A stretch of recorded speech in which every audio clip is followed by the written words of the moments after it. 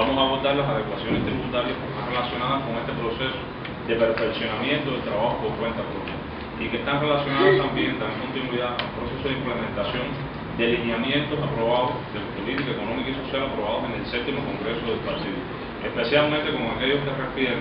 evitar la concentración de riquezas, de propiedad en formas de gestión de nuestra parte, a la vez que se incentiva a través de estímulos fiscales el desarrollo ordenado de estas formas de gestión.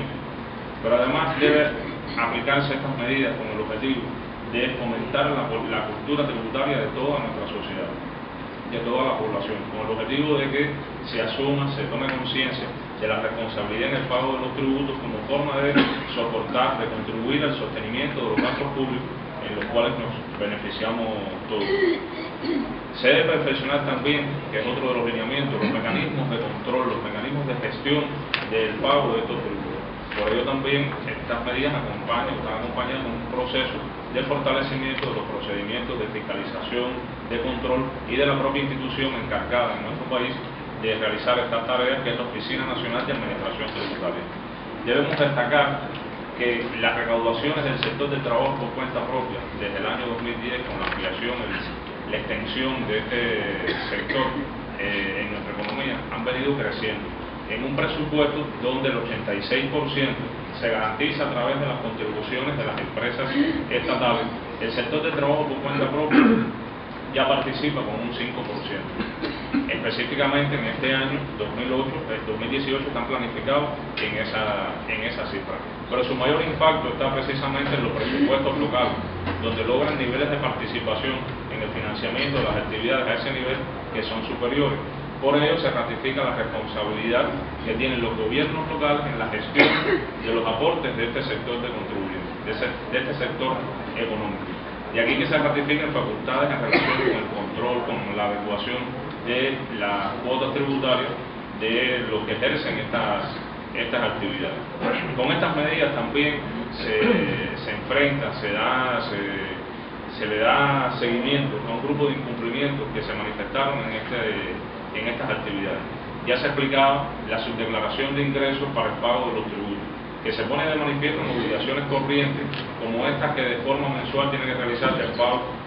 del impuesto sobre las ventas, del pago del impuesto sobre los servicios, y que impacta también en la subdeclaración al cierre del año con la presentación de la declaración jurada. Todo ello distorsiona y son conductas evasoras en el pago de las obligaciones de las responsabilidades tributarias. Otro de los incumplimientos ha estado muy vinculado a la no declaración del total de personal que tienen contratado determinadas actividades, que es donde más se concentra la contratación de personal para su ejercicio. Esto provoca la acumulación de deudas que cada vez, mientras transcurre el tiempo, se hacen de más difícil control, de gestión, de captación a favor del presupuesto del Estado, y de otra parte está presente, que es uno de los incumplimientos de las desviaciones que se enfrentan, que es el ejercicio ilegal de las actividades.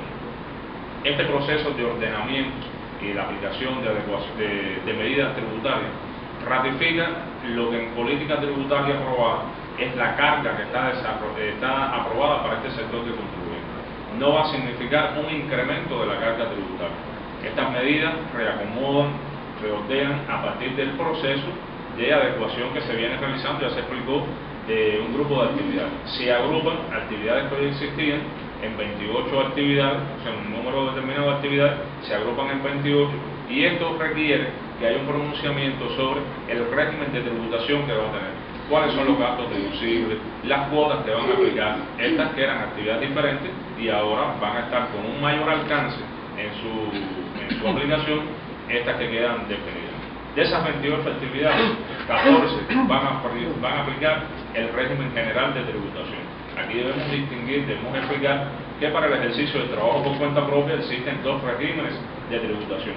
Uno más amplio, que está orientado a las actividades más complejas, que concentran los mayores niveles de ingresos, que es el régimen general. Se caracteriza por el pago mensual del impuesto sobre servicios o sobre las ventas, y al cierre del año tiene que presentar una declaración jurada, que es el cierre de ese impuesto sobre los ingresos personales. Para las actividades menos complejas, actividades que por lo general como promedio tienen menores ingresos, está definido el régimen simplificado de tributación, que a través del pago de cuotas consolidadas se entiende ya liquidado las responsabilidades fiscales, el pago de los tributos para esta actividad. Con este reordenamiento, estas adecuaciones, se mantiene el balance entre cantidad de actividades y número de contribuyentes que estaban en la actualidad aportando por el régimen general y los que aportaban por el régimen simplificado. De hecho, de las otras 14 actividades que quedan agrupadas, se pasan a tributar en el régimen simplificado. Para las 3 actividades que surgen, que son las actividades de panadero dulcero, la de servicios de bar y recreación y la del arrendador de medios de transporte, son actividades que surgen y se define su tributación dentro del régimen general de tributación. En el balance quedaría de 123 actividades finalmente reconocidas, 52 aportando en el régimen general de tributación, que representa el 42% de las aprobadas, y 71, el resto de las 71 actividades estarían aportando en el régimen simplificado de tributación, lo que significa que hay más actividades en ese régimen simplificado, por lo que se concentra el control fiscal en aquellas que son las que generan más ingresos de todas las que se realizan. Como parte de este ejercicio, de estas adecuaciones, también se ha logrado una diferenciación que está muy en correspondencia con el principio de generalidad, de equidad en la carga tributaria y también con el principio de territorialidad en la aplicación de los tributos, es decir, que se atienda a las características, a las formas en que se desarrollan y alcanzan rendimientos estas actividades por los territorios. Se ha logrado una diferenciación en la definición de las cuotas tributarias para la capital. Los estudios que se han realizado demuestran que en la capital hay niveles de rendimiento y un desarrollo de estas actividades mucho más consolidados y que por ello permiten cuotas tributarias que se diferencian de las del resto del país. Y a partir de esta definición se provoca un incremento en 41 actividades de las que se fueron unificadas, en 41 se incrementan en La Habana estas cuotas y para 20 en el resto del país. Ahora, estos incrementos impactan en aproximadamente 25.000 contribuyentes, que significa el 4% del total de los que están inscritos, de los que ejercen el trabajo por cuenta propia. Y los incrementos son, en un 63%, son incrementos moderados de 5 a 40 pesos. Y solo el 2% tendrá incrementos entre 100 y 300 pesos. También hay una reducción, o sea, el estudio de estas actividades y la agrupación de las mismas ha permitido adecuar hacia la baja una disminución en las cuotas de 39 actividades. De ellas en La Habana, esa reducción impactará en 22 actividades. Recordemos que ya tendremos por actividad una diferenciación de cuotas para quienes los ejercen en la capital y para quienes los ejercen en el resto del país. Y esto es una definición sobre la cuota mínima. Por ello, también hemos establecido medidas de control ahora en el tránsito hacia la implementación de estas medidas, porque quienes comiencen a ejercer estas actividades nuevamente definidas en esta agrupación podrán beneficiarse de la disminución de esas cuotas, pero quienes ya están en esa actividad, que han demostrado, que han consolidado, se han consolidado en el ejercicio de esa actividad, no irán a la cuota reducida, sino que mantienen la cuota que venían aplicando hasta la fecha. E igual va a ocurrir con aquellas personas que causen baja en una de las actividades y en un periodo de 24 meses vayan a incorporarse en esa actividad o en una actividad que sea de similar naturaleza, que tenga similar alcance. Para esos contribuyentes se les mantendrá la cuota que venían aplicando con anterioridad antes de causar baja de la misma. Este tratamiento no se va a aplicar para los trabajadores que están contratados. Para ello se prevé que aunque el titular de su licencia, o sea, de la licencia con la que están vinculados, tenga un incremento de la cuota tributaria, ellos se mantendrán, los que están en activo actualmente, ellos se mantendrán con la cuota que tienen establecida. Recordemos que lo que paga un trabajador contratado es el 10% de la cuota mínima de la actividad que ejerce el titular. Ahora, el titular podrá tener un incremento en la cuota mínima, pero él mantiene la cuota que venía pagando. Quienes se inician en estas actividades que quienes se inician como trabajador contratado sí tendrán este incremento. Como parte de este estudio de la evaluación de las actividades, también se identificó que en 6 de las actividades que se están ejerciendo, que están reconocidas, se podían, por los niveles de ingresos que estaban obteniendo, transitar desde el régimen simplificado, de este régimen sencillo concebido para actividades de menores ingresos, se debían ubicar en el régimen general de tributación. Son 6 actividades que les refiero a continuación, que han concentrado niveles significativos de ingresos: fregador engrasador de equipos automotores, instructor de automovilismo, mecanógrafo, cerrajero, tenedor de libros, operador de compresor de aire, ponchero, reparador de neumáticos. Para estas actividades que estaban en el régimen simplificado, comenzarán a tributar ahora en el régimen general. Estas son las medidas que están relacionadas con el reordenamiento de las actividades, que les ratifico que no significa un incremento en la carga tributaria que está establecida para el sector. O sea, este sector mantiene un rango de carga tributaria entre un 25 y un 35%, que es lo que está establecido para el mismo. Otra de las medidas está relacionada con el impuesto por utilización de la fuerza de trabajo, y esta se implementa a partir del decreto ley 354, que es modificativo de la ley 103, ley del sistema tributario. Específicamente, este decreto ley deroga el artículo 235 de la ley del sistema tributario, que establecía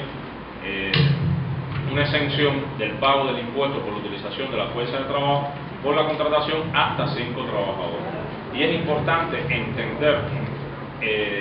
el momento en que se adoptó este beneficio, este incentivo fiscal.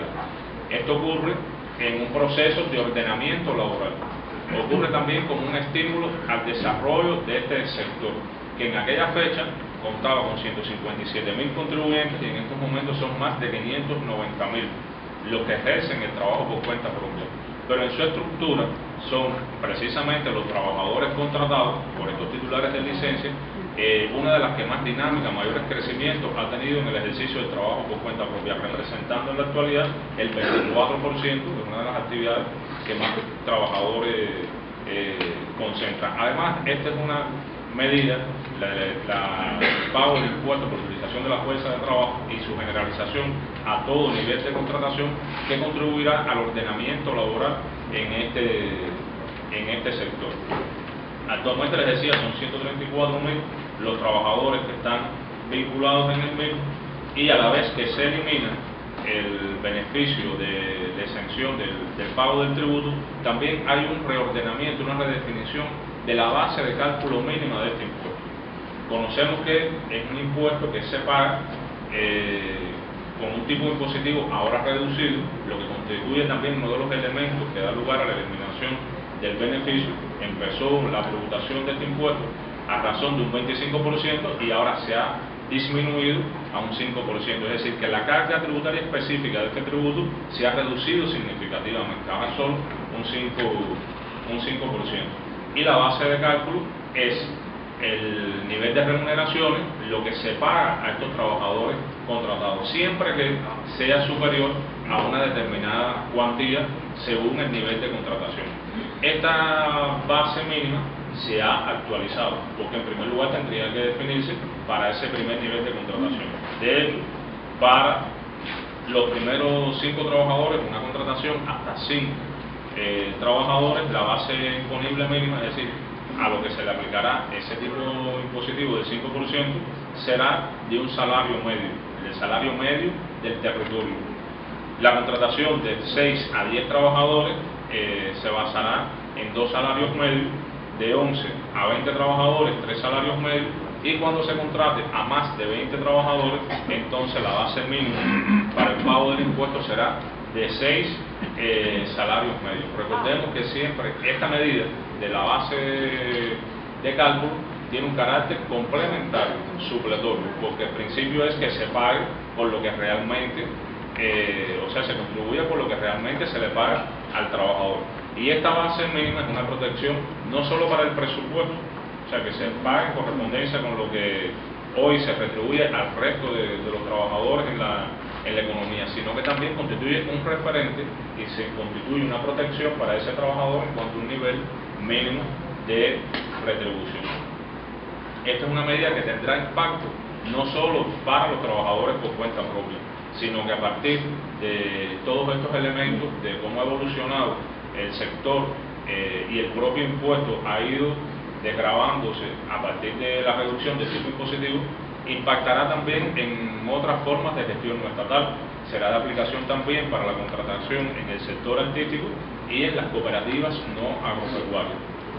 Sí se ratifica que para el caso de la contratación del personal en el sector agropecuario que está directamente vinculado a la producción, se mantiene la exención del impuesto como se ha venido refiriendo en las leyes anuales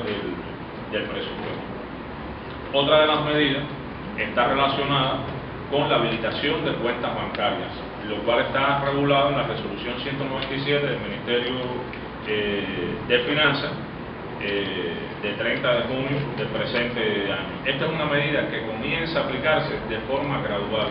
tendrá una implementación paulatina y ahora comienza para 6 actividades, que son 6 actividades de los servicios gastronómicos, específicamente para los restaurantes, para los servicios de bar y recreación y para los servicios gastronómicos en cafetería, para el arrendamiento de viviendas, habitaciones y espacios, para los servicios constructivos y en el caso del experimento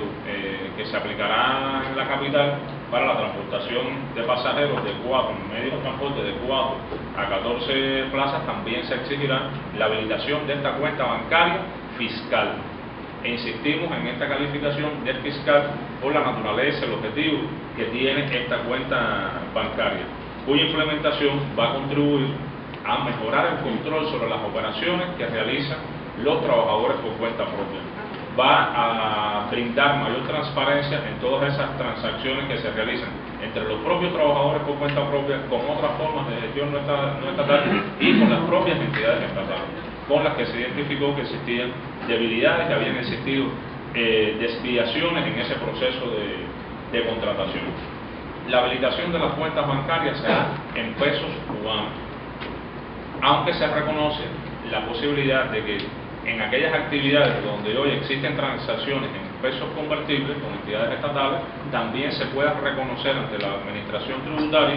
de su municipio la existencia de esta cuenta, por la cual necesariamente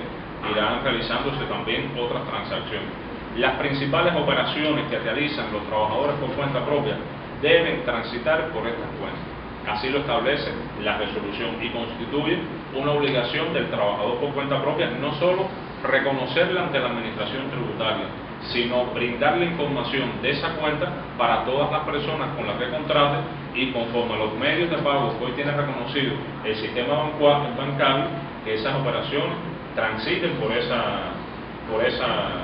cuenta. También es obligación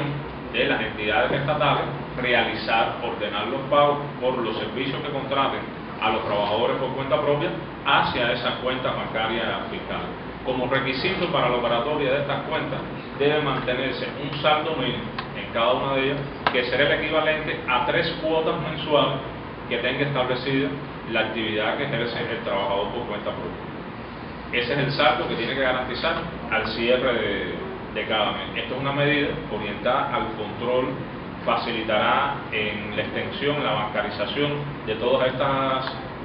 operaciones, un nivel de información necesario para la fiscalización, para el ordenamiento, para la verificación del cumplimiento de las obligaciones tributarias en correspondencia con la capacidad contributiva, con la capacidad económica de esos contribuyentes, para exigir lo que la ley prevé y que constituye una responsabilidad. Anteriormente a esta medida que estamos explicando, ya había habido un ordenamiento en el ejercicio de esa actividad, pero corresponde al Ministerio de las Comunicaciones a través de la empresa de comunicaciones de Cuba, que es la que facilita, con la que existe la contratación para la comercialización de las tarjetas prepagadas para los servicios telefónicos en una u otra moneda. O sea, esas son cuestiones que corresponden a esa instancia, al Ministerio de Finanzas.